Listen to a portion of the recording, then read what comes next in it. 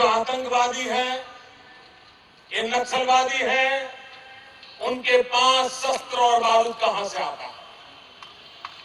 वो तो विदेश की धरती से आता है और सीमाएं संपूर्ण रूप से आपके कब्जे में है। सीमा सुरक्षा बल आपके कब्जे में है।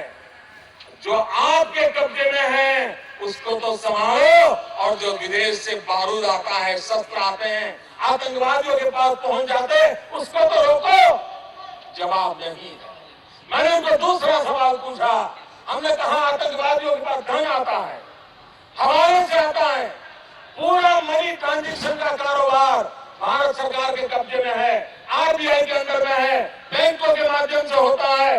क्या प्रधानमंत्री आप इतनी निगरानी नहीं रख सकते कि ये जो धन विदेश से आकर के आतंकवादियों के पास जाता है आपके हाथ में है, राज्य उसमें कहीं बीच में नहीं आते, आप उसको क्यों नहीं रोकते हैं, क्यों नहीं पकड़ पाते हो? आप उसके लिए क्या करना चाहते हो?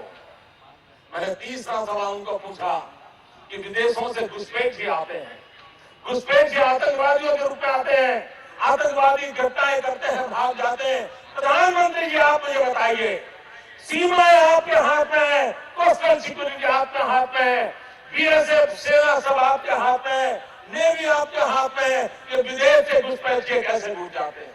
आतंकवादी विदेशों से यहाँ कैसे घुस जाते हैं? आप जवाब दीजिए। व्यवस्था आपके पास है, उनके पास जवाब नहीं था। मैंने चौथा सवाल पूछा। मैंने उनसे पूछा प्रधानमंत्री जी बताइए, सारा कम्युनिकेशन भारत सरकार के अंदर में है।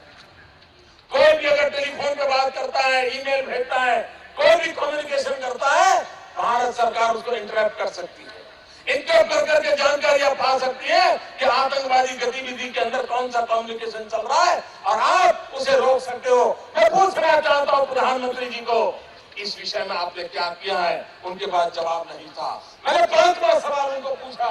हमने पूछा प्रधानमंत्री जी बताइए कि आप विदेशों में जो आतंकवादी भाग चुके हैं, जो लोग विदेश में बैठ करके हिंदुस्तान में आतंकवाद की घटनाएं कर रहे हैं, उनको प्रत्यारोपण के द्वारा हिंदुस्तान लाने का हमें अधिकार होता है। आपकी विदेश नीति में वो क्या ताकत है कि आप अभी तक एक भी आतंकवादी को दुनिया के किसी देश से हिंदुस्तान के हवाले नहीं कर पाए हो, आप ला नहीं पाए हो? ये आपके अंदर में है। एक बार इन पांचों चीजों पर कुछ करके दिखाइए, आतंकवाद जड़ मूल से उखड़ जाएगा। राज्यों के अधिकार हत्या करके राजनीति के करने के खेल छोड़ दीजिए। भाइयों बहनों, दिल्ली की सल्तनत के पास मेरे इन सवालों के जवाब नहीं है। इस देश को आतंकवाद से अगर बचाना होगा, इस देश को नक्सलवाद से बचाना होगा, तो भाइयों बहनों, इस देश के 100 करोड़ नागरिकों ने, 120 करोड़ नागरिकों ने संकल्प करना होगा जीरो टॉलरेंस का। अगर जीरो टॉलरेंस का हमारा संकल्प होगा, तभी जाकर के हम ये आतंकवाद से, नक्सलवाद से, ये हिंसा से इस देश को बचा सकते हैं। लेकिन भाइयों बहनों, दिल्ली की सरकार में वो सीना नहीं है, 46 इंच का सीना होता है तो